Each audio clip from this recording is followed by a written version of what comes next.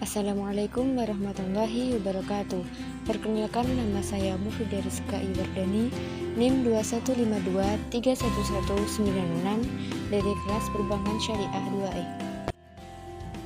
Pada video kali ini, saya akan menyelesaikan tugas mata kuliah Islam dan Budaya Jawa, yaitu storytelling tentang Perjanjian Giyanti pada tahun 1755 dan terbelahnya Jawa.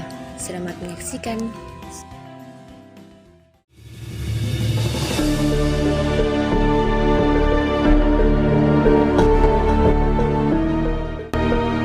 Perjanjian Giyanti merupakan peristiwa besar yang hadir sebagai perekat kolektif masyarakat dengan peristiwa tersebut. Perjanjian ini lahir sebagai sebuah kesepakatan segitiga politik antara Pakubuwono III, Pangeran Mangkubumi, dan Perserikatan Dagang India Belanda atau VOC pada 13 Februari 1755. Nama Giyanti diambil dari lokasi penandatanganan perjanjian, yakni di Desa Jati. Dalam pelafalan Belanda disebut Giyanti, Ghiyanti, secara tertulis, dan secara terbaca sebagai Giyanti, Giyanti.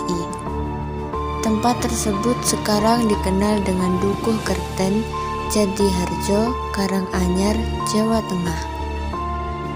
Di masa silam, perjanjian Giyanti ini dibuat dalam rangka meredam api konflik yang telah terjadi berlarut-larut pasca perpindahan Keraton Kartasura ke Surakarta. Api dari peristiwa geger pecinan ternyata belum mati tepat di sumbunya. Ketika itu, Mangkubumi yang membantu Pakubuwono II dalam meredakan api konflik mendapat hadiah berupa sebidang tanah. Namun, luas tanah yang diberikan rupanya menimbulkan kecemburuan. Perlawanan ini mendorong Gubernur VOC untuk Jawa Utara, Nicholas Harting, mengambil sikap untuk menyelamatkan daerah operasionalnya. Secara tertutup, Harting melakukan perundingan dengan Mangkubumi. Setelah berkali-kali melakukan perundingan, Harting bersepakat dengan keinginan Mangkubumi yang juga hendak ingin berkuasa di tanah Jawa. Pada 23 September 1754, nota kesepakatan antara VOC dan Mangkubumi terlaksana. Nota tersebut menyatakan bahwa Pangeran Mangkubumi mendapat wilayahnya. Pada 4 November 1754, Pakubuwono III menyatakan persetujuannya terhadap hasil perundingan Gubernur Jawa Utara dengan Mangkubumi tersebut. Surat pernyataan itu disampaikan oleh Pakubuwono III kepada Gubernur Jenderal VOC. Kesepakatan ini mendorong terjadinya sebuah perjanjian besar yang ditandatangani di Desa Giyanti yang terletak beberapa kilometer di sebelah timur Surakarta.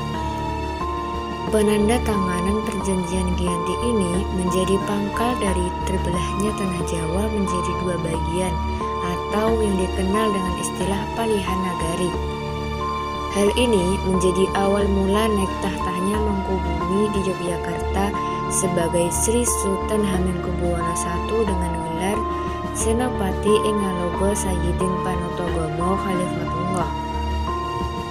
Sejak ditandatangani perjanjian tersebut pada 13 Februari 1755.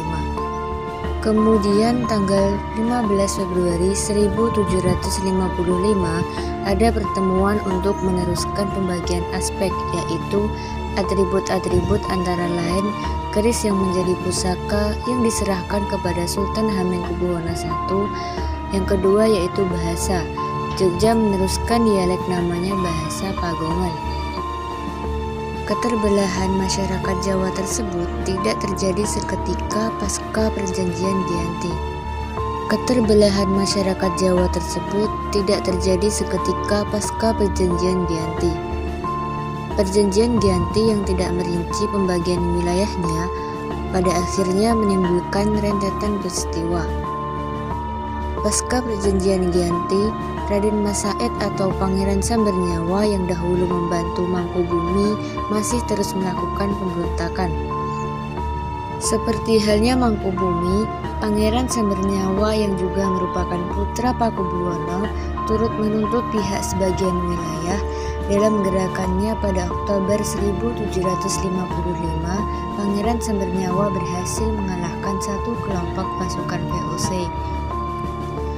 Pada Februari 1756, ia juga hampir membakar keraton yang baru didirikan di Yogyakarta.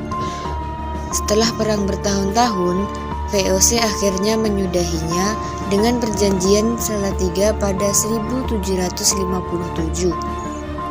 Perjanjian ini membuat tanah Jawa kembali dibagi.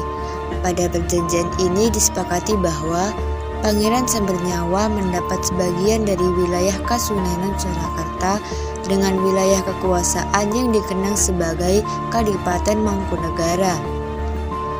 Pangeran Sambernyawa pun berjatah tahta dengan gelar Kanjeng Gusti Pangeran Adipati Arya Mangkunagara Lelonojoyo Miseso Senopati ing Alogo Satriya Raga Mataram ing Nagari Surakarta Adiningrat.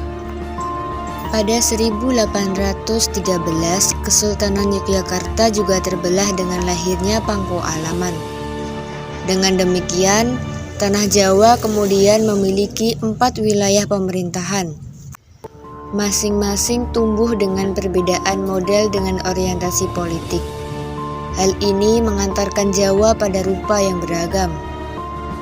Di masa Republik Indonesia, Kasunanan Surakarta dan Kadipaten Mangkunagara menjadi situs cagar budaya, sementara wilayah Yogyakarta yang di dalamnya juga terdapat Pangko Alaman menjadi daerah istimewa Yogyakarta.